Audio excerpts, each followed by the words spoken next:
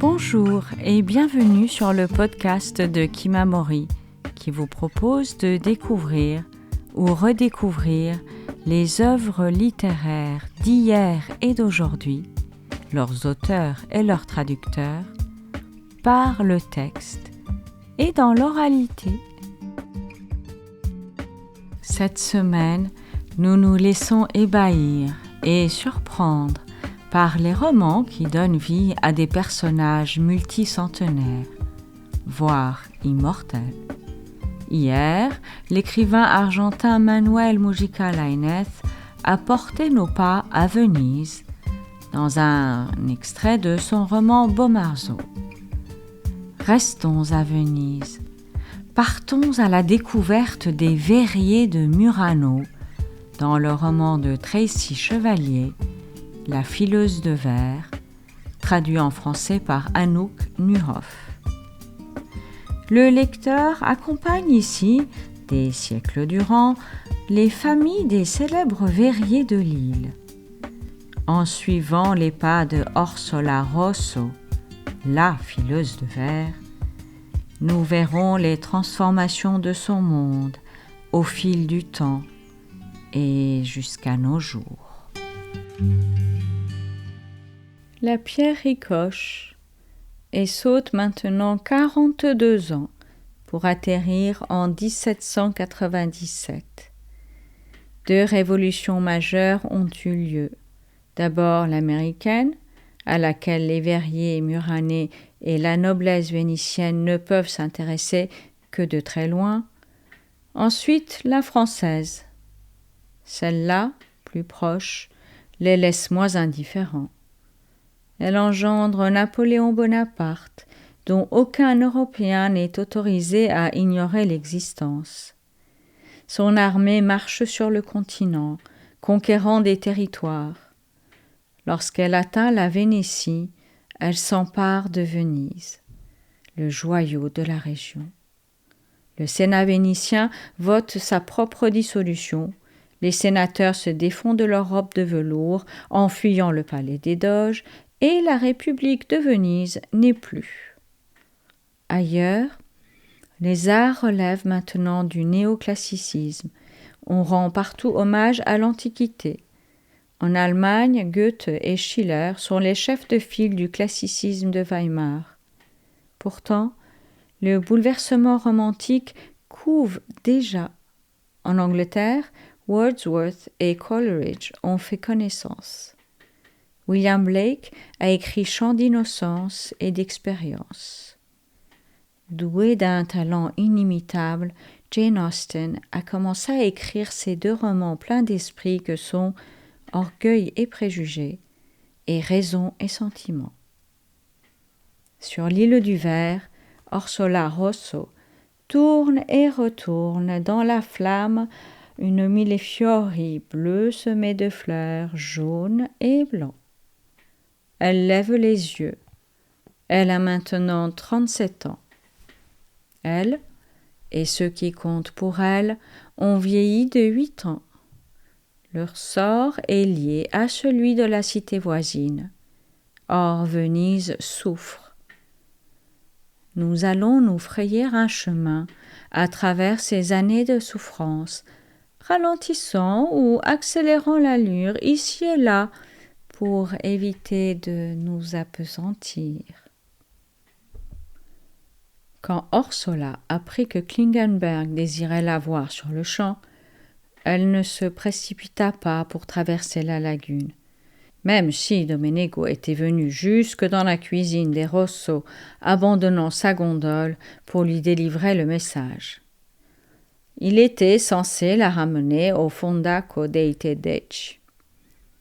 « C'est urgent, s'enquit-elle, j'ai affaire ici. » Elle était en effet occupée, mais pas par ses perles.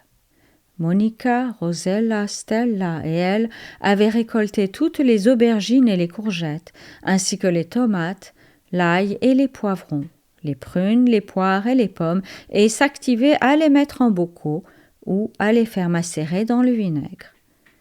Depuis que le commerce du verre de Murano périclitait, Les Rosso dépendaient encore plus des produits de leur jardin pour assurer leur subsistance. Le moment était mal choisi pour une escapade à Venise. « Il ne m'a rien dit, » répondit Domenico. « Mais il demande rarement que quelqu'un vienne au plus vite. » Le gondolier paraissait fatigué, et les cheveux sur ses tempes grisonnaient. Sa longue tunique beige ne lui allait pas aussi bien que la courte tunique rouge ajustée et les chausses à motif de losange qu'il portait quand Orsola l'avait rencontré et qui accentuaient sa silhouette élancée. Aujourd'hui, il avait l'air morne et las, comme tout un chacun. Quelques mois plus tôt, les Français s'étaient rendus maîtres de la République de Venise et avaient proclamé son abolition. Les Rosso, Murano et Venise attendaient tous de voir ce qu'il allait advenir de la ville.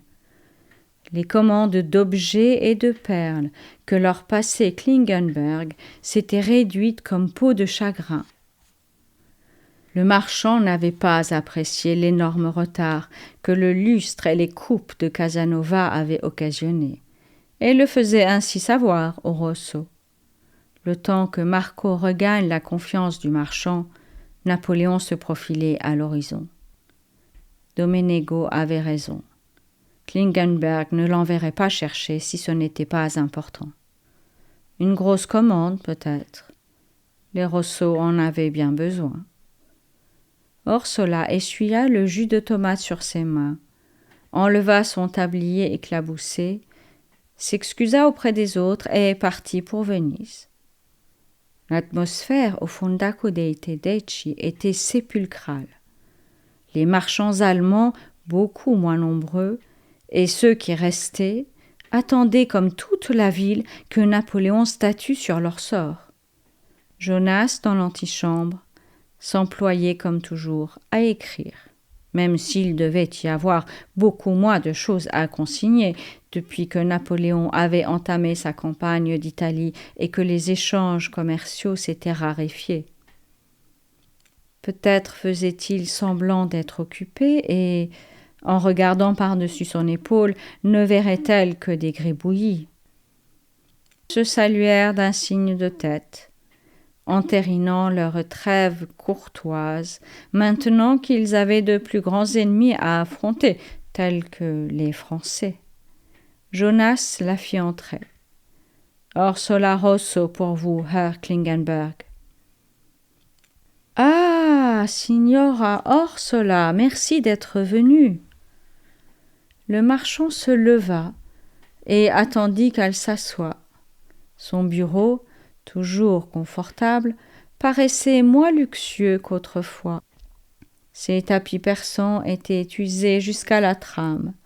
Sa table de travail était abîmée et son manteau garni de fourrure, accroché dans l'angle, avait l'air mangé au mythe. Jadis, Klingenberg s'enorgueillissait du confort douillet qu'il savait perpétuer. Mais à présent, les lieux avaient un aspect défraîchi et presque minable. Klingenberg aussi avait vieilli. Ses cheveux et sa barbe étaient complètement argentés, et il s'asseyait avec prudence, comme s'il avait peur d'ébranler sa carcasse. Il était toutefois aussi hospitalier qu'à son habitude.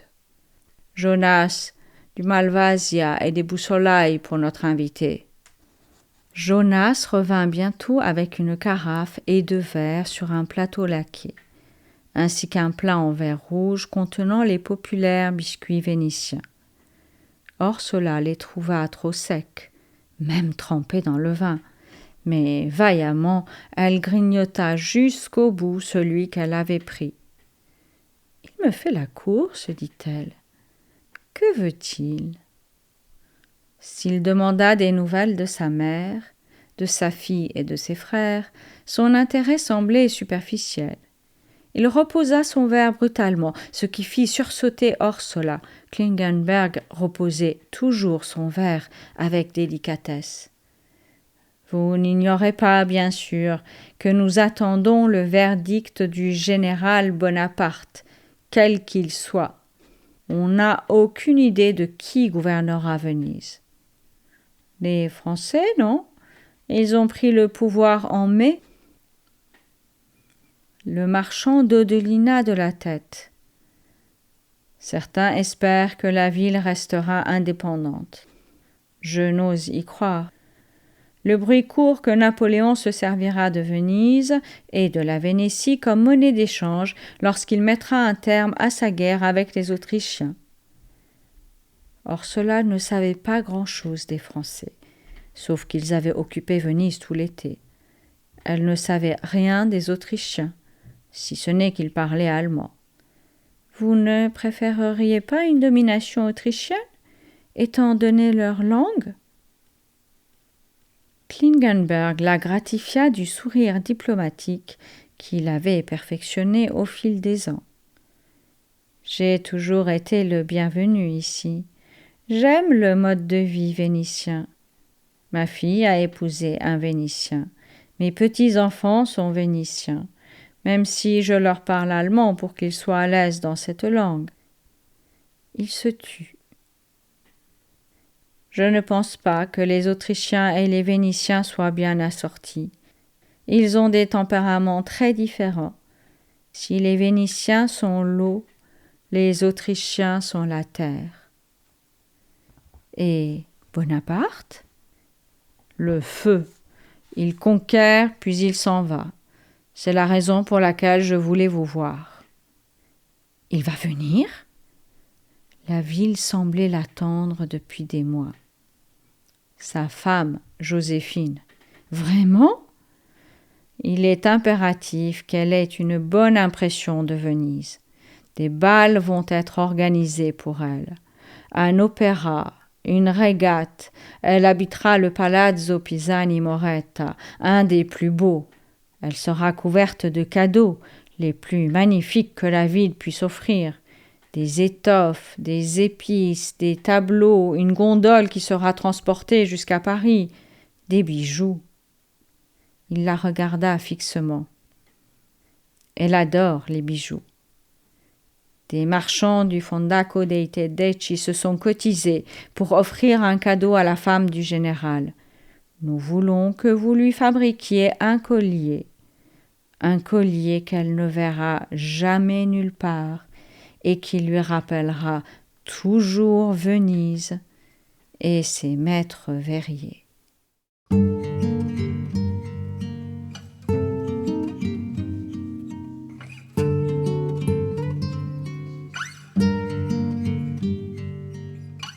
Vous venez d'entendre un extrait de La fileuse de verre de Tracy Chevalier, traduit en français par Anouk Nuhoff et disponible au catalogue de la maison d'édition La Table Ronde. Demain, vous pourrez entendre un 5e et dernier extrait de roman construit autour d'un personnage multicentenaire. Chères auditrices, chers auditeurs, n'hésitez pas à consulter notre site internet kimamori.fr, nous suivre sur les réseaux sociaux et nous serions très heureux de vous voir rejoindre notre communauté de lecteurs en adhérant à notre association.